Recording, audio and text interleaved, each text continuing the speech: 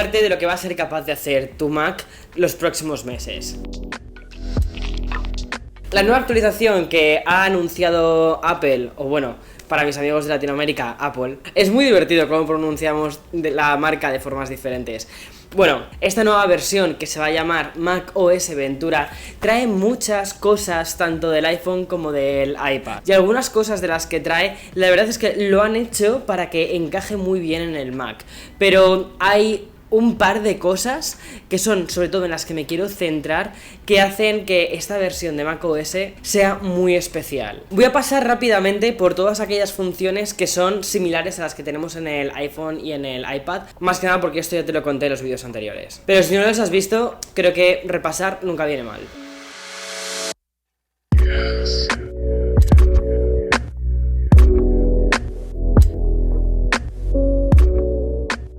Mail, la aplicación con la que enviamos y recibimos correos electrónicos, recibe unas cuantas mejoras que yo creo que llevamos bastante tiempo pidiendo. Una de ellas es la capacidad de posponer el envío de un email. Imagínate, escribes un email, pero no quieres lanzarlo ahora, sino quieres que le llegue a esa persona, por ejemplo, a las 9 de la noche o a las 9 de la mañana, o en algún punto que tú elijas, pero quieres dejarlo ya escrito y olvidarte de él. Pues eso puedes hacerlo. Y además, si te has equivocado, puedes deshacer el envío. Tienes unos segundos para poder hacerlo, pero oye, eso está mejor que nada, ¿no? Algo similar con el tema de deshacer envíos, también nos lo encontramos en mensajes, que al igual que en el iPhone y en el iPad, vamos a poder eliminar un iMessage, un mensaje que hayamos lanzado, o incluso también modificarlo. También en la aplicación de fotos nos encontramos algunas cosas más sociales, sobre todo con la idea de crear una fototeca compartida. Una fototeca compartida es diferente a compartir un solo álbum, porque en una fototeca lo que haces es compartir absolutamente todo y puedes compartirlo directamente con tu familia. Obviamente vas a poder decidir qué fotos quieres y no quieres compartir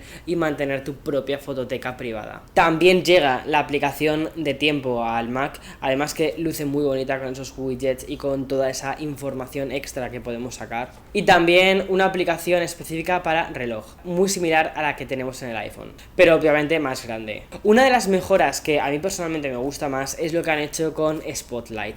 Es decir, cuando quieres buscar algo en el Mac, le das a la lupa que tienes en la parte superior o pulsas comando y espacio, y entonces lo que tienes es indexados todos los archivos que tengas en tu ordenador, excepto aquellas carpetas que hayas dicho que no se indexen, que no se muestren ahí. Ahora lo que han hecho es mejorar la inteligencia de este Spotlight y además cambiar un poquito el diseño para encontrar las fotos en las que aparece la persona que has puesto, o también otros archivos en los que se cita esa persona, por ejemplo. Pero también han hecho que puedas activar un temporizador de la aplicación de reloj directamente desde el Finder. Otra pequeña modificación que yo creo que le ha venido muy bien y que de verdad le hacía falta era la aplicación de ajustes o la de configuración. Habitualmente cada vez que tenías que cambiar, por ejemplo, las pantallas o querías meterte en la parte de privacidad, era un poco complejo tal y como lo tenían. Al final era un sistema que habían heredado desde hacía muchísimos años y por fin tenemos unos ajustes muy similares a los que nos encontramos tanto en el iPhone como en el iPad. Y creo que esto lo que hace es unificar un poquito más la interfaz, es decir, el cómo vemos las cosas, y que cuando pases del iPhone no sea tan difícil pasar después al Mac, que yo creo que eso es un camino que muchísima gente hace. Vale, pero he dejado para el final dos cosas que personalmente son mis favoritas y las que creo que hacen que el Mac cobre un nuevo sentido. Madre mía, cuánto hype.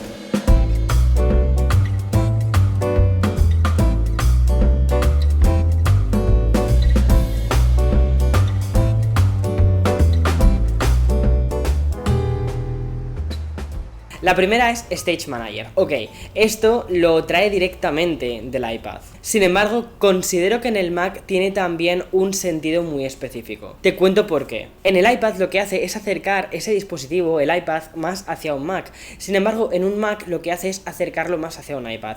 Y en lugar de tener tantísimas ventanas con las que estemos trabajando habitualmente, que al final, seamos sinceros, muchas veces cuando tienes varias ventanas abiertas en un dispositivo de 14 pulgadas como es este MacBook Pro, lo que haces con el Stage Manager, que es una opción que se encuentra en la parte superior de la derecha, en el centro de control, es ordenar todo. Quita los archivos que tienes en el escritorio, no te muestra el escritorio y lo único que te muestra son las aplicaciones con las que estás trabajando. A mí personalmente, y tal y como veo este Stage Manager, es que es una evolución realmente del modo de concentración.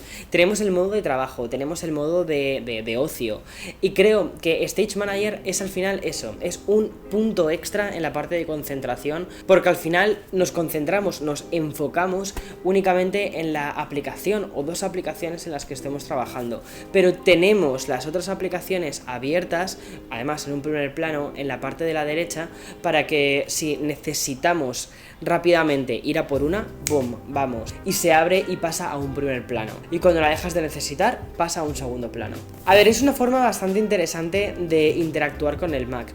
Ya te digo que me recuerda un poco al iPad, porque al final el concepto del iPad es tener una o dos aplicaciones utilizándose al mismo tiempo, y en cierta medida en algunas cosas, por ejemplo cuando tienes que hacer un escrito, te viene bien estar enfocado únicamente en solo una ventana o como mucho dos ventanas para poder pasar de un lado a otro archivos. Creo que es una forma muy buena de rescatar esa especie de foco que tienes en el iPad, esa concentración que tienes en el iPad, y traerla al Mac. ¿Por qué no? La multitarea en nuestra cabeza no funciona, o al menos no lo sé en la tuya, pero en la mía no, soy un desastre.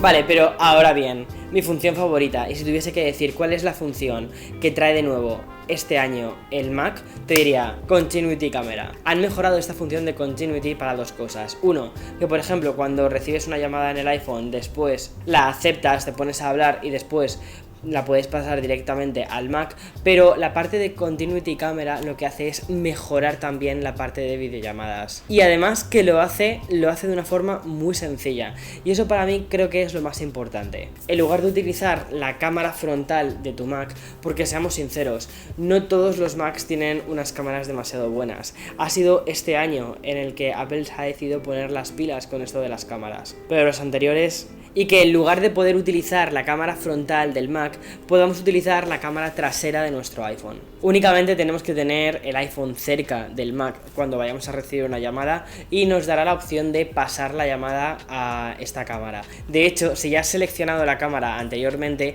cuando recibas una llamada directamente se te va a poner la cámara del iPhone si tienes el iPhone cerca y encendido. La claridad de las llamadas con el iPhone son mucho mejores que las que puedes tener con la cámara frontal de tu Mac. Y además que también tenemos el modo desenfoque del propio iPhone.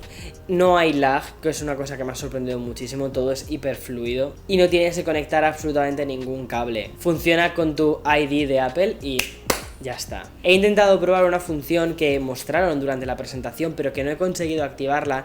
Me imagino que tendría que haber hecho alguna llamada real para poder hacerlo. Es la de utilizar la cámara del super gran angular del iPhone para también tener una visión, por ejemplo, del escritorio. Más adelante, cuando pueda probarlo, lo haré, obviamente, y probablemente publique alguna cosa en Instagram. Así que si no me sigues en Instagram, te recomiendo que lo hagas. Publico un montón de cosas y de curiosidades y también de reels con resúmenes sobre tecnología, y creo que eso puede ser un tema muy interesante.